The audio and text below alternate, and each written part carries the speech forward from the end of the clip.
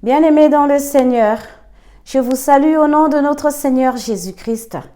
Je bénis l'Éternel qui a permis que je sois en ce moment pour vous transmettre ce message qui vient de lui. Il m'a dit, va, dites-les-leur. Donc, je viens et je dis ce qu'il me dit de dire à toi et à moi.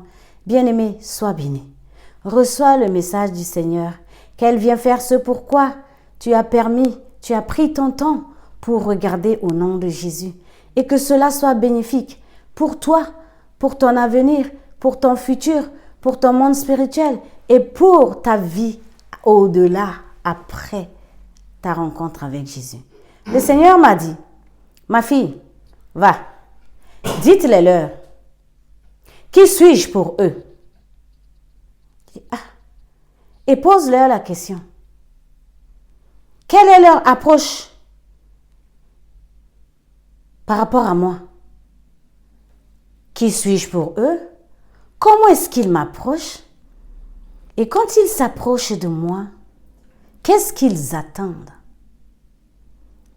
Parce qu'ils n'arrêtent pas de dire, ah, si Dieu le veut, si Dieu me donne, il conditionne mes actions, mes réactions, mes agissements. Alors, qu'ils revoient leur approche. Car quelle est l'approche qu'ils utilisent pour venir vers moi, leur dire? Dites-les-leur. David, mon fils, dans son livre de Psaume 23, dit l'Éternel, chapitre 1. L'Éternel est mon berger, je ne manquerai de rien. Chez Dieu, il n'y a pas un manquement. Vous dites que vous êtes avec moi, mais il vous manque de tout. Revoyez votre approche, car chez Dieu, il n'y a pas un manquement. Au verset 3, selon la volonté du Saint-Esprit qu'il a orienté par rapport au message, il a dit, il me revigore, il me conduit au sentier de justice pour son honneur.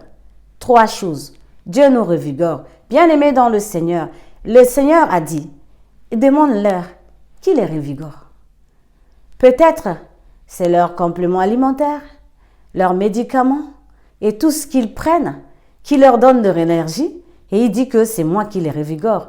Est-ce qu'ils sont sûrs et certains que c'est Dieu qui les revigore? Et si Dieu te revigore, pourquoi es-tu encore malade? Et si Dieu te revigore, pourquoi es-tu fatigué? Pourquoi ton corps ne peut pas continuer certaines marches? Car la Bible dit dans ce même verset que c'est lui qui me conduit au sentier de justice. Bien-aimé dans le Seigneur, Dieu l'Éternel, créateur de toutes choses, l'Éternel, créateur de toutes choses dans sa force, sa puissance, son règne ne finit jamais, est éternel. Lui qui, quand il crée les choses, il connaît déjà la fin de tout ce qu'il va créer. Peu importe, même si c'est l'homme, lui seul, il maîtrise l'univers tout entier. L'univers tout entier est l'œuvre de sa main. C'est celui-là dont on parle ce soir. Lui, David a dit, il me conduit sur les chemins, le droit chemin. C'est lui qui a cherché le chemin. C'est lui qui a trouvé le chemin. Le chemin que Dieu a trouvé n'est pas un chemin sinueux, n'est pas un chemin tortueux, ce n'est pas un chemin semé d'embûches. Parce que c'est lui, le grand créateur, ce grand architecte, qui va nous conduire sur ce chemin. Donc, il a déjà regardé le chemin et il va nous conduire. Pour nous conduire, il nous a revigorés par sa force. Si sa main de créateur nous a touchés, bien-aimés dans le Seigneur, nous sommes sûrs que c'est Dieu qui nous a touchés. Si Dieu nous touche, nous manquerons de l'énergie de l'Éternel. Nous ne sommes pas revigorés comme les aigles, comme il a dit dans sa parole. Et voilà encore la question qu'il a dit de poser. Deuxième chose, il a trouvé les chemins. Et on est tout le temps en train de dire, ah, j'attends que Dieu me donne, si Dieu le veut, si Dieu l'a fait. Bien-aimé dans le Seigneur, Beaucoup disent qu'ils connaissent Dieu. Mais de quel Dieu il s'agit? Vous connaissez la religion. Nous tous, nous connaissons la religion. Nous connaissons peut-être notre couverture spirituelle. Nous connaissons peut-être notre orgueil ou bien notre imaginaire. Parce qu'il y a des fois, hein, les chrétiens, ils ne cherchent pas Dieu. Ils ne cherchent pas leur créateur. Mais ils imaginent des choses. Avec Dieu, on n'imagine pas. On doit être rassuré si Dieu est là ou il n'est pas là. Alors ce grand Dieu, comme a dit David, on a vu l'œuvre de David et on a pris l'exemple de David avec le Saint-Esprit parce que cela illustre bien ce message. David a été conduit par Dieu. On a vu ses hauts et ses bas et comment il est bien fini et ses descendants on a hérité de cette succession de grâce. Alors si Dieu nous conduit, donc ce grand Dieu-là, je suis chrétien, ou bien c'est Dieu qui me conduit, je suis avec ma groupe bien, je suis dans ma religion, j'ai tout. Et Dieu me conduit. Il me conduit sur le droit chemin. Et ce Dieu-là fait un accident. Parce que si je tombe là, ça veut dire que ce grand Dieu a mal conduit, c'est pour ça que je tombe, non? Posons-nous la bonne question. Est-ce que Dieu qui me conduit, c'est lui qui me pousse à faire de certaines de ces choses qui fait que le résultat n'est pas je ne manque de rien. Notre pensée, notre imagination, notre chair nous pousse à ouvrir des portes. Qui a poussé Dieu il y a longtemps? Il n'est même plus avec nous pour nous conduire. On n'a que l'imagination d'un Dieu parfait avec moi et il conduit. Bien-aimé, sois rassuré tous les jours de ta vie que Dieu est avec toi. Parce que Dieu ne se trompe jamais. Si Dieu est avec toi, tu ne tombes pas. Si Dieu te conduit là, il va te conduire avec sa main puissante. La Bible dit que Dieu nous met les anges, non? Afin de faire quoi? C'est pour que les pieds ne heurtent pas, n'est-ce pas? Bien-aimé dans le Seigneur. Reka sata kabara shindere boro soto koboro ko shindara bara sara bara shitara bara sota bara senda bara shekere bere ke sokorio koto koboro ko shinda bara se. Bien-aimé dans le Seigneur. Si Dieu Tout-Puissant est en train de nous conduire, il connaît le chemin, il nous tient par sa main puissante et sa main nous conduit, on ne tombe pas. Notre bouche qui le bénit, qui le loue, dont il sorce des sources pures, ne sorcera jamais de sources amères. Et troisième chose, ce Dieu-là, il nous amène là où il le veut. Car la Bible dit, ceux qui s'approchent de Dieu doivent croire que Dieu existe. Hébreux, chapitre 11, à partir de verset 4 jusqu'à 28, va, lis là-bas. Et il est le rémunérateur de ceux qui le cherchent. David a dit qu'il est mon berger, je ne manquerai de rien.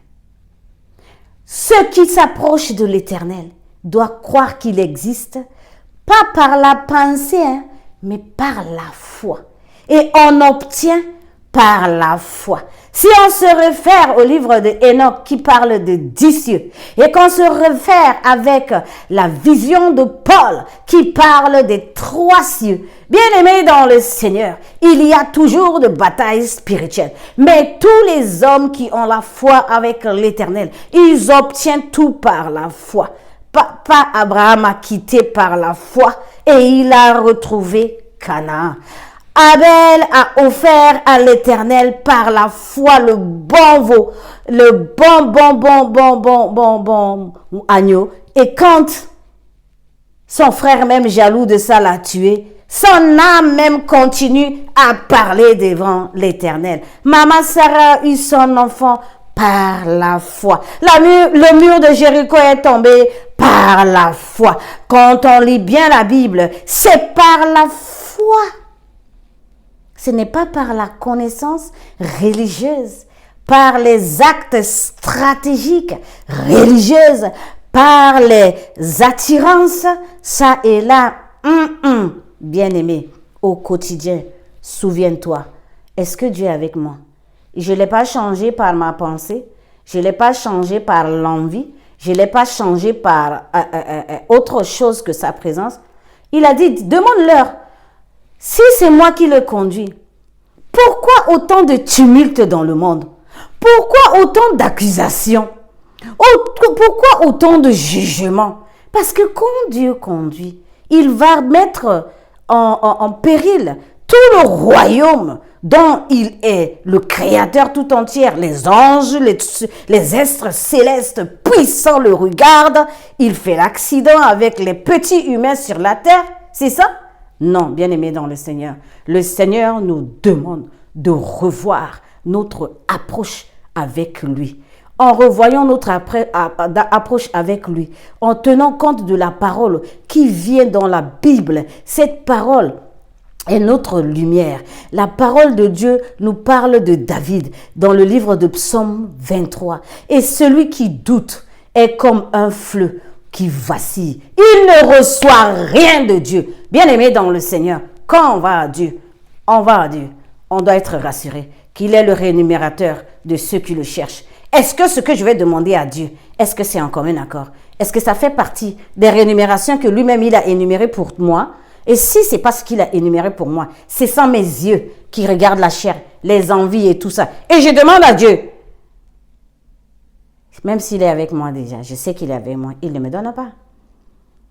Comme bien même qu'il a dit, méchant que vous êtes, vous savez donner des bonnes choses à vos enfants. Et Dieu ne pourra-t-il pas donner de l'Esprit Saint et des bonnes choses à ses enfants et ses créatures et à ceux qui le demandent? Alors, si on demande la bien-aimée, laissons-nous aider plutôt par le Saint-Esprit et non par notre propre raison. Laissons-nous aider par la présence de Dieu lui-même qui va nous conduire et non d'être conduits par nos couvertures spirituelles ou nos religions ou nos pensées religieuses, nos chairs, tout court. Bien aimé, tout ça sont des éléments, mais nous devons être rassurés que nous sommes guidés et conduits par l'Éternel, car lui seul, à la fin, nous allons être face à face. Pour faire les comptes rendus, il y a le bon, il y a le mal. On va lui dire, et lui-même va nous poser la question, vous m'avez approché comment? Quelle est votre approche? Et si moi je vous conduis, et vous étiez rassuré que c'est moi qui vous conduisais? Est-ce que c'est votre raison qui voulait prédominer sur ce que je voulais faire avec vous? Et j'ai laissé la main. Est-ce que vous étiez sûr que je suis avec vous? Bien-aimés dans le Seigneur, nous voulons Dieu, nous voulons tout de Dieu. Soyons obéissants. Soumettons-nous captifs à l'obéissance du Saint-Esprit. Laissons Dieu faire pour nous. Dieu va faire à sa méthode comme il l'a fait depuis la nuit des temps. Avant que nous soyons créés, il nous connaissait déjà, il nous a préparés déjà, il nous a déjà créés. Il savait ce qui est bon pour nous. Laissons-le nous conduire. La terre, quand nous regardons ce qui se passe, comme dit dans le livre de Ecclésiaste chapitre 4, bien-aimés, tout est vanité. Rassurons-nous déjà que c'est notre Créateur qui nous conduit et que nos couvertures ne doivent pas être au-dessus de la couverture de Dieu, car la couverture de Dieu est pour tous et c'est la meilleure couverture. Rassurons-nous que cette couverture de l'Église ou de dénomination ou de religion nous permet d'avoir une communauté. Mais dans la communauté, chacun sera jugé en fonction de son vécu terrestre par rapport à ce que Dieu lui a donné. Ne te trouve pas à un chemin où Dieu n'y est pas. Ne te trouve pas à un endroit où Dieu n'est pas présent. Car dans ton livre de vie, si tu ne le laisses pas te guider, si tu ne le laisses pas te conduire, et que c'est ta chair, c'est les amusements, ou c'est les envies, ou c'est les passions, non, je me sens bien ici, hein, c'est pas sentir. Ah, je suis bien avec, c'est pas le fait d'être bien avec. Le Saint-Esprit doit te dire où tu dois y être. Et quand le Saint-Esprit va te dire où tu dois y être, il t'amène au bon endroit, afin que Dieu te trouve là-bas, pour lui faire compte rendu après. Soyez bénis, bien-aimés dans le Seigneur. Le Seigneur m'a dit, demande-les leur les tumultes, les accusations, les tas de choses, plus dans les milieux chrétiens que dans les simples personnes. Est-ce que vraiment, c'est moi leur créateur, le Tout-Puissant en tout pour tout et sur tout là, qui les conduit, ou bien ils ont choisi quelqu'un d'autre en dehors de moi? Que tous revoient leur approche afin qu'il ne soit pas trop tard. Bien-aimés dans le Seigneur, ce n'est qu'une alarme. Ce soir, l'Éternel me dit à toi et moi de sonner l'alarme, de que nous revenons dans nos approches avec Dieu. C'est dans la foi. Nul n'est agréable à l'Éternel. Sans la foi, nul n'est agréable à l'Éternel. Et nous obtiendrons tout par la foi. Soyez bénis. Laissez la raison que la foi vous guide avec le Saint-Esprit, comme a guidé Abraham, Sarah, comme a guidé même Seigneur Jésus, au nom puissant de Christ. Amen, amen, amen. Soyez bénis.